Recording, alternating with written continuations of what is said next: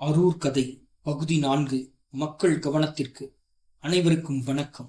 நாங்கள் அரூர் கதையின் 3ஆம் பகுதியை தொடர வேண்டியதுதான்.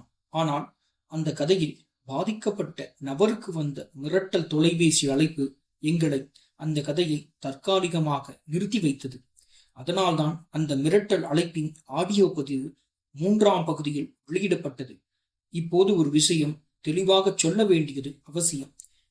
தமிழ்நாடு மக்களுக்கும், குறிப்பாக அரூர் நகரத்திற்கும் கீரைப்பட்டி கிராம மக்களுக்கும் 1 மற்றும் 2ஆம் பகுதிகளில் எந்த ஒருவரின் பெயரும் சொல்லப்படவில்லை.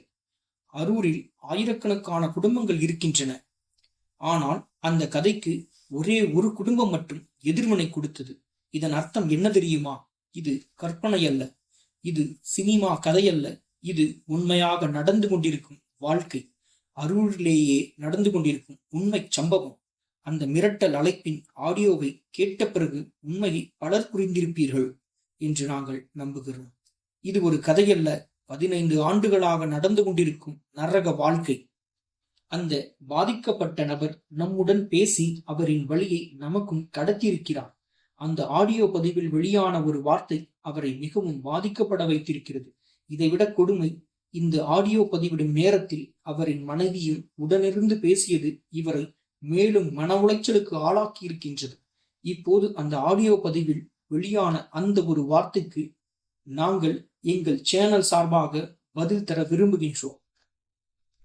ஒரு அப்பனுக்கு பிறந்தவன் இன்னொருத்தவனை நீ ஒரு அப்பனுக்கு பிறந்தியான்னு கேட்டிருக்க மாட்டான்.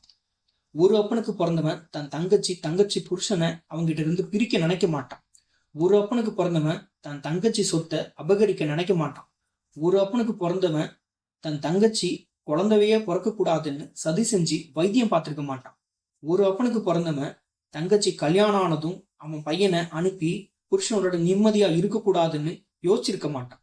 ஒரு அப்பனுக்கு பிறந்தவன் தன் தங்கச்சிக்கு அவன் புருஷனுக்கு எது பிடிக்கலையோ அதை மட்டும் செய், அவனா உன்னை விட்டு போகணும்னு சொல்லித்தர மாட்டான். ஒரு அப்பனுக்கு பிறந்தவன் தன் தங்கச்சிக்கு உன் புருஷன் மேல தப்பான ஒரு கேஸை கொடு, அவன் உள்ள போகட்டும் அப்படின்னு அவளுக்கு தப்பான விதத்துல சொல்லித்தர மாட்டான். இந்த பதிவில் தப்பாக இருக்கின்றது என்று மக்கள் தவறாக எண்ண வேண்டாம். இது அனைத்தும் கற்பனை அல்ல, உண்மையாக பாதிக்கப்பட்ட நபரின் வலிகளும் வேதனைகளும் மட்டுமே. மேலும் நாம் தொடர இருக்கும் இந்த கதையில் அவரின் வாழ்வில் அடுத்தடுத்து நடந்த சம்பவங்களை நாங்கள் கட்டாயமாக வெளியிடப் போகிறோம். நன்றி, வணக்கம்.